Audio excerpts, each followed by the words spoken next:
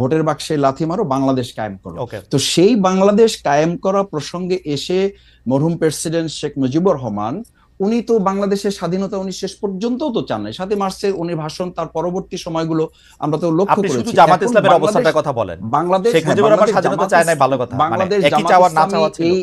এই বাংলাদেশ জামাত ইসলামী 53 বছরে হ্যাঁ, যে নেরেটিভ গুলো বাংলাদেশে আমরা লক্ষ্য করেছি, আপনি বাংলাদেশ জামাত ইসলামী সেই পর্যালোচনাগুলি তখন ছিল যে আমরা বাংলাদেশ জামাত ইসলামী স্বাধীনতা চাই, কিন্তু ভারত সহযোগিতার মাধ্যমে যে ষড়যন্ত্রমূলক ভাবে দেশকে স্বাধীন করে এই দেশকে তাদের একটা অঙ্গরাজ্য বানানোর পরিকল্পনা বা ষড়যন্ত্র করছে, এটার সাথে জামাত ইসলামী দ্বিমত ছিল। ওকে, এবং সেই দ্বিমতটা 1971 সালে আমি আমি সেই একদম দ্বিমতটা পরিষ্কার সত্যে পরিণত হয়েছে। পরিষ্কার অবস্থানটা আবার বলি।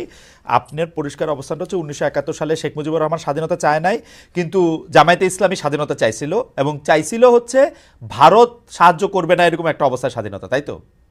ভারতের ষড়যন্ত্রমূলক ওই সহযোগিতাকে সাথে নিয়ে আমরা এবং এই অবস্থানে কোনো পরিবর্তন, এই 71 থেকে একটা 25 পর্যন্ত কোনো অবস্থান পরিবর্তন হয় নাই, তো এটাই ছিল তো, এটাই ছিল, এটাই থেকে এই এইটাই আছে।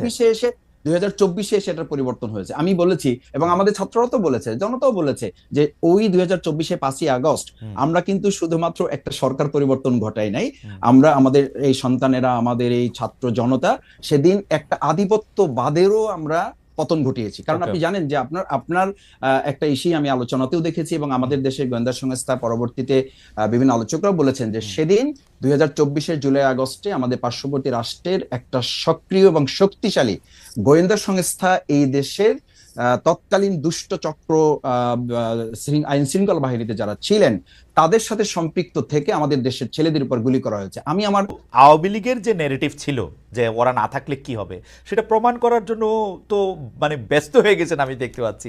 ইসলামিক ছাত্র শিবিরের এটাকে প্রত্যাহার করা হয়েছে প্রকাশনাটা, কিন্তু আমি ইসলামিক ছাত্র শিবিরের সেক্রেটারিকে নিজের মুখে বলতে শুনছি যে এটা কেন জাস্টিফাইড আসলে ওইটা এখানে থাকার জন্য। আপনি জানেন যে এটার মধ্যে থেকে ও নিজের মুখে উনি বলছেন টেলিভিশনে যে এটা একটা ধারাবাহিকতার একটা অংশ, একটা লেখক এটা মনে করছেন, আমাদের মধ্যে থেকে এটা এরকম নানা ধরনের এটার মধ্যে এটা হয়। এবং সেই বক্তব্য কি ছিল, মুসলমানরা ভুল পথে গিয়ে এই মুক্তিযুদ্ধ করছে, আল্লাহ মুসলমানদের হেদায়েত করুক, বা এটাতে এটা ভালো হোক, তাই তো? না খালেদা, এটা এখানে তো প্রাসঙ্গিক তো বিষয়, এটা অন্যদিকে আপনি গেলেন। সেটা না, হচ্ছে আপনি যে মুক্তিযুদ্ধটা নিয়ে আপনাদের অবস্থা আমি কি বলেছি ক্লিয়ার যে মাসুদ ভাই? আপনাদের অবস্থা কি মুক্তিযুদ্ধ ক্লিয়ার? বিষয়ে আমাদের ক্লিয়ারটা কিরকম হচ্ছে যে মুক্তিযুদ্ধটা আমি কি বলেছি জিনিসটা কি যে আসলে? মানে এই কথাটা তো ঠিক যে মুক্তিযুদ্ধ এবং মুক্তিযোদ্ধাদের মতো এত সম্মানিত এই জায়গাটাকে আওয়ামী লীগ এটাকে বিতর্কিত প্রশ্নবিদ্ধ করেছে এবং একটা নিন্দনীয় জায়গায় নিয়ে গেছে তাদের দলীয় সম্পদের উপর। আমি যেটা বোঝাতে চাইছি আপনাকে, প্রথম কথাটা আমাদের ন্যাশনকে আমাদের মেসেজটা তো ক্লিয়ার করতে হবে। আমরা বোঝাতে চাই যেটা যে 2024 এই অর্জনটাও যেন আমরা কোনো ব্যক্তি, দল, গোষ্ঠী, রাজনীতির কোনো মার প্যাচে এটা যেন বিতর্কিত না হয়, এটা যেন প্রশ্নবিদ্ধ না হয়। সেই জায়গায় 1971 সালে বাংলাদেশ জামাত ইসলামীর অবস্থান আমরা বহুবার প্রকাশ করেছি, বহুবার পরিষ্কার করেছি। আমরা আমাদের কথা স্পষ্ট করেছি যে দেশের স্বাধীনতা সার্বভৌমত্বকে ধারণ করে বাংলাদেশ জামাত ইসলামী, ইসলামী ছাত্র শিবির তার রাজনৈতিক কর্মকাণ্ড পরিচালনা করে।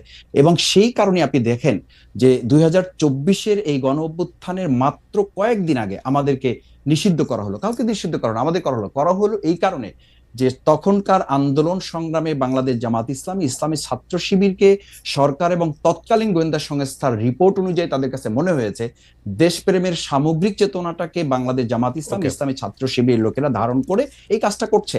আর ছাত্র শিবির তার ছাত্র সংবাদের প্রকাশনা যেটা করেছে এটা একটা বিচ্ছিন্ন ঘটনা। আমি মনে করি যে তাদের এখানে একজন গবেষক একটা লেখা লিখেছে এবং তারা এটা পরে যখন বুঝতে পেরেছে বা এটা তাদের নজরে এসছে, না না আমি একটু খালি আমি বলছি যে যখন তাদের নজরে এসছে তারা প্রত্যাহার করেছে এবং এটার জন্য তারা দুঃখ প্রকাশ করেছে। দিদি জানাব, এখন আমি যদি আপনাকে আরো ধরি যে এটা তো এই নেগেটিভটাকে যদি আপনি ওভাবে নেন, আমি এটা মানে শ্রদ্ধা রেখেই বলছি যে আমাদের এখন বাংলাদেশ জাতীয়তাবাদী দল বিএনপি ওনাদের ওখানে যে মহাসচিব হিসাবে শ্রদ্ধেয় মির্জা ফখরুল ইসলাম আলমগীর সাহেব উনি কাজ করছেন, ওনার বাবা সম্পর্কে আমাদের কাছে কি মেসেজ আছে? তো সেজন্য কি বিএনপি কে এখন ক্ষমা চাইতে বলতে হবে, বা আমরা কি বলবো যে মির্জা ফখরুল সাহেবের শ্রদ্ধেয় মরহুম পিতা মির্জা রুহুল আমিন চোখামিয়া 1971 সালে উনি ঠাকুরগাঁ জেলার অন্যতম মানে স্বাধীনতা বিরোধী মাসুদ হিসাবে ভাই 710 জনের একজন ছিলেন। একটু একটু শেষ করছি যে জি এই মাসুদ কারণে ভাই, কি এখন বিএনপিকে আমরা ধরবো? না আমাদের নেতৃবৃন্দকে ফাঁসি দেওয়া হয়েছে, তার সাথে তো সালাউদ্দিন কাদের চৌধুরী শহীদ, ওনাকেও ফাঁসি দেওয়া হয়েছে। রাইট তাতে কি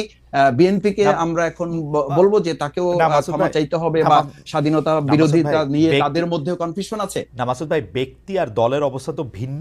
আমরা 1971 সালে জামায়াতে ইসলামী মুক্তিযুদ্ধের চলাকালীন সময়, তারপরে তারপরে তারপরে বিভিন্ন সময় বিভিন্নভাবে স্টেটমেন্ট দিয়ে দল হিসাবে যেটা বলেছে, আমরা যখনই প্রশ্ন করি আপনি বলেন যে আপনারা বলেন যে ব্যাপারে জামাত ইসলামের অবস্থান পরিষ্কার, কিন্তু পরিষ্কারটা আপনি একটু বলেন তো, আমরা একটু শুনি যে পরিষ্কার অবস্থাটা কি। 1971 সালে কি আপনারা যারা যা করেছিলেন তা ঠিক করেছিলেন?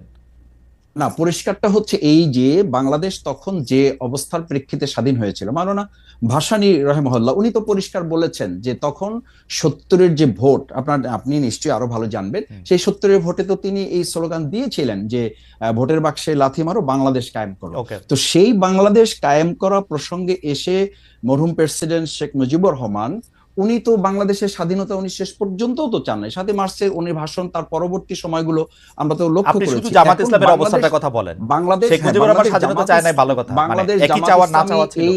এই বাংলাদেশ জামাত ইসলামী 53 বছরে হ্যাঁ যে নেরেটিভ গুলো বাংলাদেশে আমরা লক্ষ্য করেছি, আপনি বাংলাদেশ জামাত ইসলামী সেই পর্যালোচনাগুলি তখন ছিল যে আমরা বাংলাদেশ জামাত ইসলামী স্বাধীনতা চাই, কিন্তু ভারত সহযোগিতার মাধ্যমে যে ষড়যন্ত্রমূলকভাবে দেশকে স্বাধীন করে এই দেশকে তাদের একটা অঙ্গরাজ্য বানানোর পরিকল্পনা বা ষড়যন্ত্র করছে, এটার সাথে জামাত ইসলামী দ্বিমত ছিল। ওকে, এবং সেই দ্বিমতটা 1971 সালে আমি আমি সেই একদম দ্বিমতটা পরিষ্কার পরিষ্কার সত্যে অবস্থানটা পরিণত হয়েছে। পরিষ্কার অবস্থানটা আবার বলি।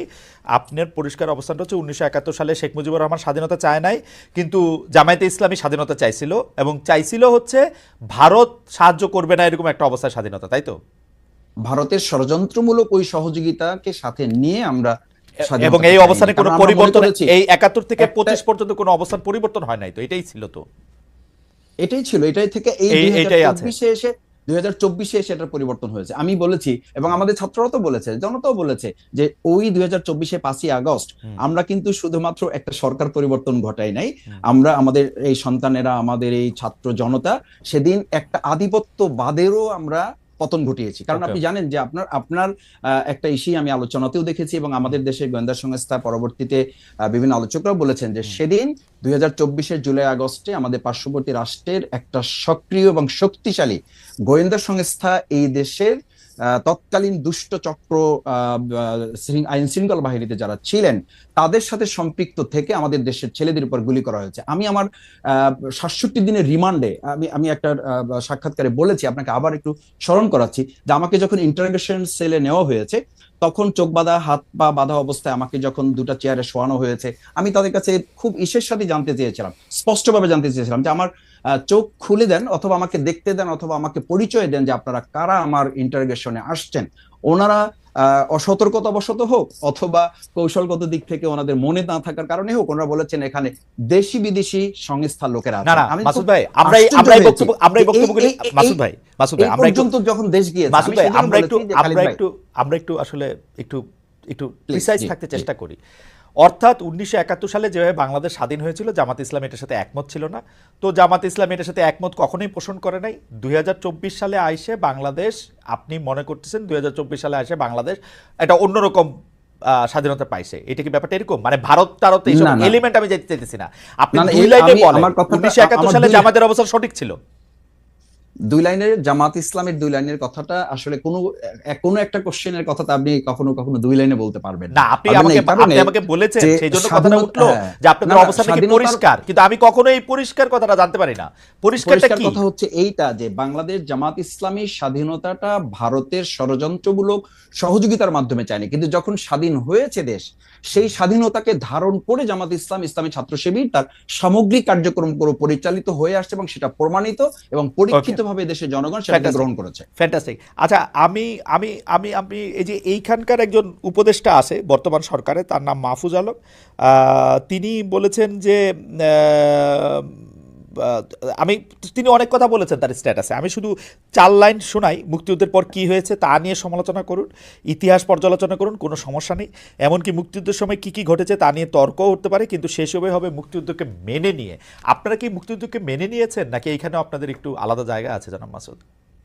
মানে এতদিন পরে সেই প্রশ্ন করাটাই আসলে অবান্তর। Blame অবান্তর এই game. কারণে যে হ্যাঁ। বাংলাদেশ জামাত ইসলামী, ইসলামী ছাত্র শিবির এই চেতনাকে ধারণ করে শুধু করে নাই। আপনি দেখেন 2010 না সালে না, আপনারা তো সর্বপ্রথম মুক্তিযুদ্ধের আমাদের- কথা উঠলে বলেন এটা ভারতের ষড়যন্ত্র, না, না, না, এটা না, খারাপ এটা জিনিসই মনে ষড়যন্ত্র। হয়, শুই না তো ভালো না, জিনিস না, মনে না, হয় না। না এটাকে।